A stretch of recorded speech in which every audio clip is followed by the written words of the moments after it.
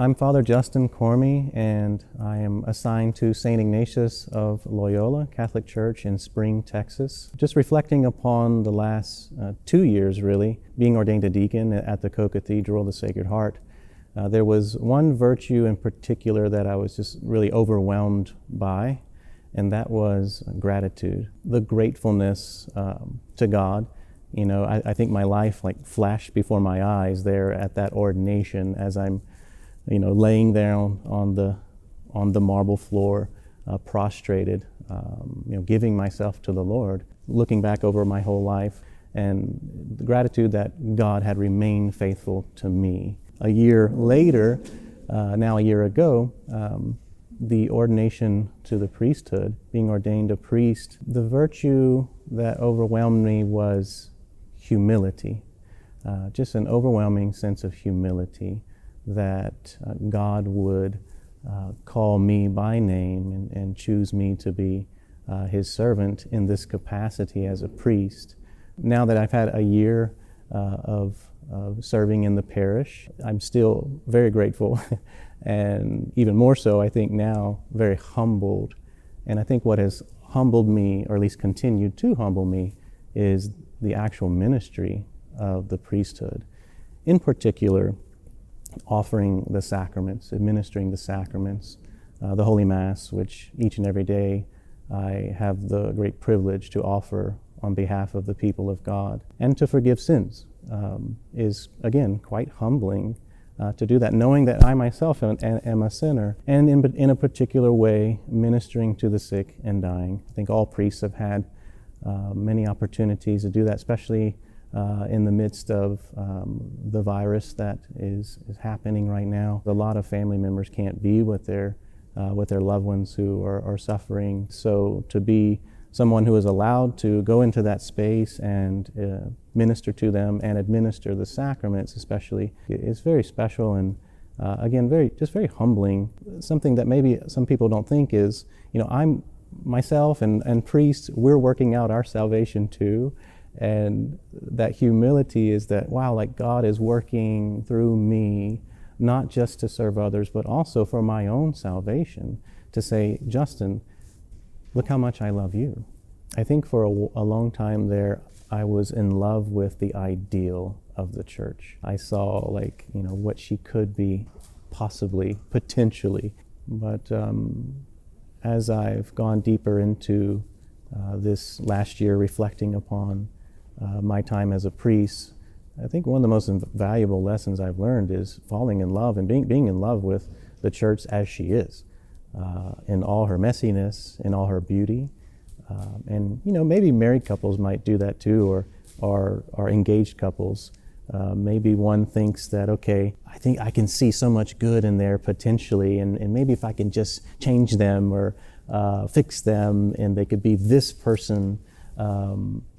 You know, sometimes that doesn't work out, and if you're in love with an ideal, well, it's probably important to recognize also the reality that's there and really work toward and try to allow God to help you to truly love the reality that's in front of you.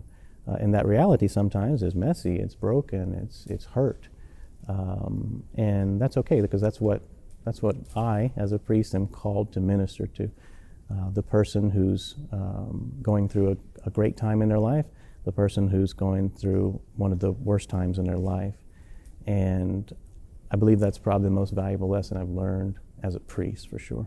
I remember watching the Fishers of Men video, DVD, that they used to show us, and it's kind of romanticized. It's got background music, and, you know, the priest is in his car and there's a car accident, and he comes to, there's a person that they drag out of the car, and it's dramatic and suspenseful, and the priest goes up to the person laying on the ground, and this person's, of course, injured and possibly dying.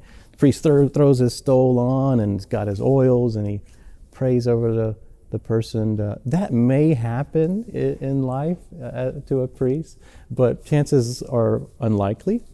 The reality is, you know, I go to nursing facilities to offer Mass, and they may not have a chapel. There's one place I go to, and the images on the wall in this room that I offer Mass for the people has images of like Marilyn Monroe and James Dean and Hank Williams. Like it's almost like those are the stations of the cross, you know, in this room. What I'm saying is that it may not always look like the ideal or what you fantasized about or romanticized about the priesthood, and those are some, you know, obstacles maybe a young priest like myself have to overcome, and to just embrace the vocation itself. Like, what am I called to? I am called to serve. God has called me here to this place, and He has called me to serve these people, and so that's what I'm going to do. A major part of discernment is firstly being alive in the faith, right? Our first vocation is following Christ. So everyone has that responsibility and duty, really. Yes, Lord, I will follow you. And in what way, Lord, would you like me to follow you? What particular vocation would you like me to carry out this holiness? And at the same time, continuing to live as best you can a holy life. And I believe that that particular vocation and God's will fall into place. So I think firstly, it's just having that foundation to pursue holiness and practice virtue with the grace of God. So, you know, frequenting the sacraments, the sacrament of reconciliation is important for all Christians, but especially one who's discerning a vocation to the priesthood or religious life.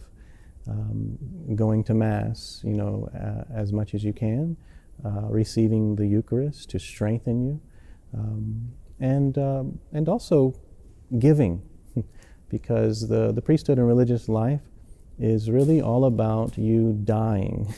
It's about our death to ourself, so that Christ may increase in us, and to put others before yourself.